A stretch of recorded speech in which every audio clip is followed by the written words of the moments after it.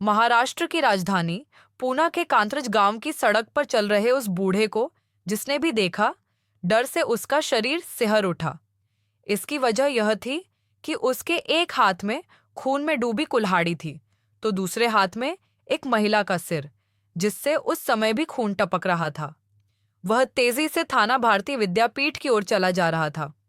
बूढ़े को उस हालत में जाते देख कुछ लोग मोबाइल से उसकी वीडियो बना रहे थे, तो कुछ लोगों ने इस बात की सूचना पुलिस कंट्रोल रूम को दे दी थी। वह थाना भारती विद्यापीठ के पास स्थित चौराहे पर पहुंचा तो चौराहे पर तैनात ट्रैफिक पुलिस ने उसे रोक लिया, लेकिन उनकी हिम्मत उस बूढ़े के करीब जाने की नहीं हुई। इसकी वजह यह थी, उस समय वह बूढ़ा जिस हालत में था, उसकी मानसिक स्थिति का पता लगाना मुश्किल था।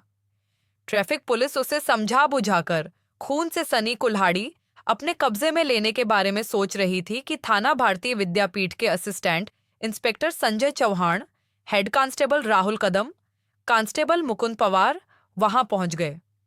संजय चौहान ने उसके करीब जाकर विनम्रता से उसे समझाते हुए कुल्हाड़ी और सिर को जमीन पर रखने को कहा, तो उसने कुल्हाड़ी तो जमीन पर रख दी, लेकिन सिर नहीं रखा। वह सिर को ले जाकर तालाब में फेंकना चाहता था। काफी कोशिश के बाद भी जब बूढ़ा नहीं माना, तो पुलिस ने कुल्हाड़ी कब्जे में लेकर उसे दबोच लिया और थाने ले आई। थाने लाकर जब उससे पूछताछ की गई, तो उसने अपना नाम रामचंद्र उर्फ रामू चौहान बताया। उसने जो सिर ले रखा था, वह उसकी पत्नी सोनबाई का था। पत्नी की हत्या करके वह उसका सिर काटकर तालाब में फेंकने जा रहा था। थाना भारती विद्यापीठ के थाना प्रभारी सीनियर इंस्पेक्टर मंकशद्र चौहान को भी सूचना दे दी गई थी। वह तुरंत थाने आ गए और रामचंद्र से सरसरी तौर पर पूछताछ कर उसके खिलाफ हत्या का मामला दर्ज करा दिया। इसके बाद वह संजय चौहान, इंस्पेक्टर श्रीकांत शिंदे, पुलिस नायक राहुल कदम, कांस्टेबल मुकुंद पवार और असिस्टेंट इंस्पेक्टर राहुल गौड़ के अलावा पत्नी की सिर काटकर हत्या करने वाले रामचंद्र को साथ लेकर उसके घर जा पहुंचे। रामचंद्र कांत्रज गांव में सुख सागर एशियन सोसाइटी के सामने ओसवाल बिल्डर के एक खाली पड़े प्लॉट के कोने में बने छोटे से मकान में रहता था। पुलिस के पहुंचने तक वहां काफी लोग जमा हो गए थे। पुलिस उन्हें हटाकर मकान के पास पहुंची तो 3 कमरों के उस मकान का मुख्य दरवाजा खुला था। मकान के अंदर का दृश्य दिल दहला देने वाला था। आगे वाले कमरे में सोनबाई की सिर कटी लाश 4 टुकड़ों में बंटी पड़ी थी। उसके आसपास खून ही खून फैला था। वहां का दृश्य बड़ा डरावना लग रहा था। उसके सामने जो कमरा था, उसकी कुंडी बाहर से बंद थी। पुलिस ने उसे खोला तो पता चला कि रामचंद्र ने बहू और उसके बच्चों को हत्या से पहले उन्हें कमरे में बंद कर दिया था। मंकशद्र चौहान अभियुक्त रामचंद्र की बहू से घटना के बारे में पूछताछ कर ही रहे थे कि additional police commissioner Venda Sudhakar Padare और assistant police commissioner Atmacharan Shinde भी आ पहुंचे। इनके साथ प्रेस फोटोग्राफर और अक्षफ गरंग शपरट ब्यूरो की टीम भी थी। इन लोगों का काम निपट गया तो पुलिस ने औपचारिक कार्रवाई निपटाकर लाश को पोस्टमार्टम के लिए पूना ससून डाक अस्पताल भिजवा दिया। इसके बाद थाने लौटकर रामचंद्र से विस्तार से की गई पूछताछ में सोनबाई की हत्या की जो कहानी सामने आई, वह कुछ इस प्रकार थी। दोस्तों, मैं जेबा आरजू। आज की कहानी दिल दहला देने वाली है। वीडियो को पूरा देखें, चैनल को सब्सक्राइब करें, लाइक करें और शेयर करें। तो चलिए शुरू करते हैं। 63 वर्षीय रामचंद्र मूल रूप से कर्नाटक के जिला गुलबर्गा का रहने वाला था। उसके पिता शिव चौहान गांव के सीधे सादे गरीब किसान थे। गरीबी की ही वजह से रामचंद्र पढ़ नहीं पाया।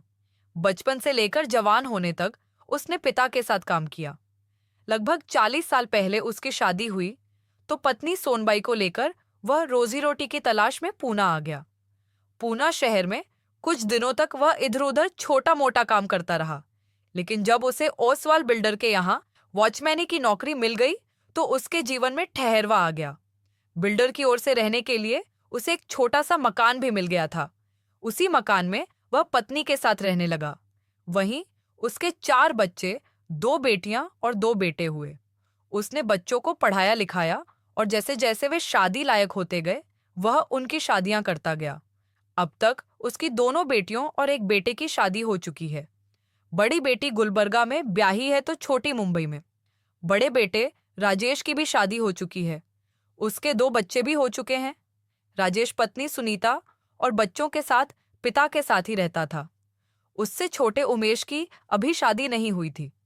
दोनों भाइयों की बढ़िया नौकरी थी। समय पंख लगाकर अपनी गति से बीतता रहा।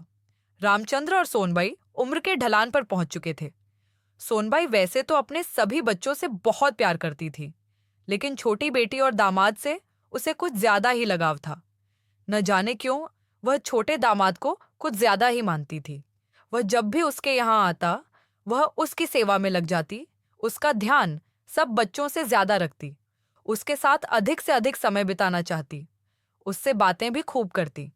जबकि रामचंद्र को यह सब जरा भी पसंद नहीं था।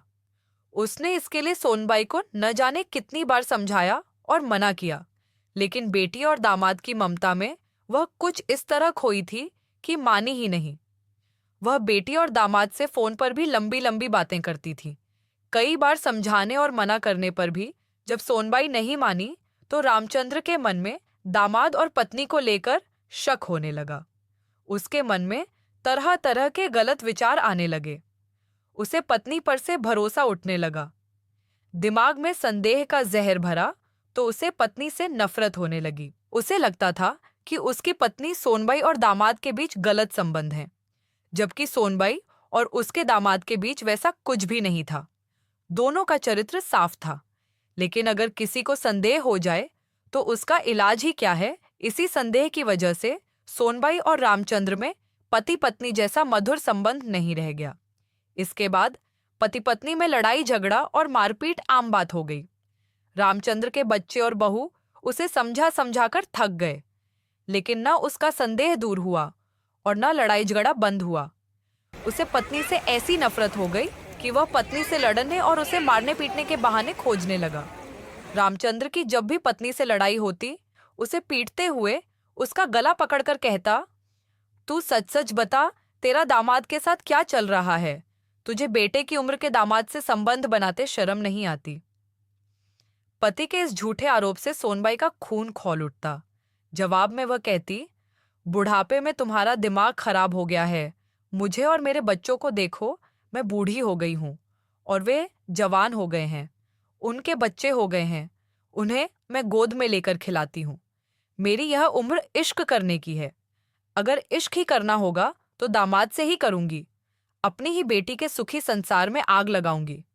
तुम्हें तो लाजशरम रह नहीं गई है।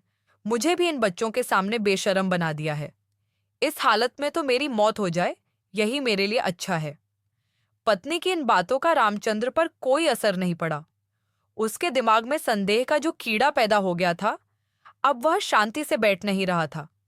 आखिर एक दिन वह भी आ गया, जब उसके संदेह के उस कीड़े ने जहरीला नाग बनकर सोनबाई को इस तरह डसा कि वह हमेशा हमेशा के लिए इस नश्वर संसार से विदा हो गई। यह 9 अक्टूबर 2015 की बात थी। वह दिन भी रोज की ही तरह शुरू हुआ था। राजेश और उमेश खा पी कर अपने अपनी नौकरी पर चले गए थे। घर में सिर्फ राजेश की पत्नी सुनीता और दोनों बच्चे ही रह गए थे। घर आते ही रामचंद्र किसी बात को लेकर सोनबाई से उलझ पड़ा। बहू सुनीता ने झगड़ा शांत कराने की कोशिश की, लेकिन रामचंद्र चुप नहीं हुआ। धीरे धीरे यह झगड़ा इतना बढ़ गया कि सोनबाई ने एक बार फिर कहा कि अगर मौत आ जाती तो इस झंझट से छुटकारा मिल जाता। इतना कहकर झगड़ा खत्म करने की गरज से वह बाहर जाकर बर्तन साफ करने लगी। तभी रामचंद्र ने कहा, तू मरना चाहती है ना, तो मैं तुझे मार ही देता हूं। यह कहकर रामचंद्र घर के अंदर गया और कोने में लकड़ी काटने वाली कुल्हाड़ी लेकर बाहर आ गया। बच्चों को स्कूल के लिए तैयार कर रही सुनीता ने जब रामचंद्र के हाथों में कुल्हाड़ी देखी तो बुरी तरह डर गई। किसी अनहोनी की आशंका से वह अपने पति राजेश को फोन करने लगी। वह पति को ससुर के तेवर के बारे में बता रही थी कि रामचंद्र ने उसके पास आकर कहा, तू बच्चों को लेकर अंदर कमरे में जा। ससुर के गुस्से को सुनीता जानती थी, इसलिए उसकी बातों का विरोध के बगैर वह बच्चों को लेकर चुपचाप अपने कमरे में चली गई। उसके कमरे में जाते ही रामचंद्र ने बाहर से कुंडी लगा दी। इसके बाद वह सीधे पत्नी के पास पहुंचा। सोनबाई बर्तन साफ कर रही थी। रामचंद्र ने उसके पास आकर कहा, जब देखो तब तुम मरने की बात करती रहती हो ना। चलो, आज तुम्हारी यह तमन्ना मैं पूरी ही कर देता हूं। सोनबाई कुछ कह पाती उसके पहले ही रामचंद्र ने कुल्हाड़ी से सोनबाई के सिर पर पूरी ताकत से वार कर दिया। सोनबाई जोर से चीखी और सिर पकड़कर जमीन पर लौट गई। इसके बाद रामचंद्र उसे घसीट कर कमरे में ले आया और मानवता की सारी हदें पार कर के बेरहमी से उसके शरीर के 4 टुकड़े कर दिए। इसके बाद सोनबाई का कटा सिर और कुल्हाड़ी लेकर वह तालाब में फेंकने जा रहा था। तभी लोग उसके पीछे लग गए। आगे चौराहे पर ट्रैफिक पुलिस मिल गई तो उसने उसे रोक लिया। तब तक सूचना पाकर थाना पुलिस भी वहां पहुंच गई और उसे पकड़ लिया। पूरी कहानी सामने आ गई तो मंकछद्र चौहान ने रामचंद्र के खिलाफ अपराध संख्या 350/2015 पर भादमवी की धारा 302, 201, 340 और मुंबई पुलिस एक्ट 37C 135 के तहत मामला दर्ज करके आगे की जांच असिस्टेंट इंस्पेक्टर एस शिंदे को सौंप दी। एस शिंदे ने रामचंद्र की दिमागी जांच मनोचिकित्सक से कराई कि उसका कहीं मानसिक संतुलन तो नहीं बिगड़ गया है। डॉक्टर ने उसे स्वस्थ बताया तो उसे metropolitan magistrate Shri TN Chauhan की अदालत में पेश किया गया, जहां से उसे न्यायिक हिरासत में पूना की यरवदा जेल भेज दिया गया। कथा लिखे जाने तक वह जेल में बंद था। कथा पुलिस सूत्रों पर आधारित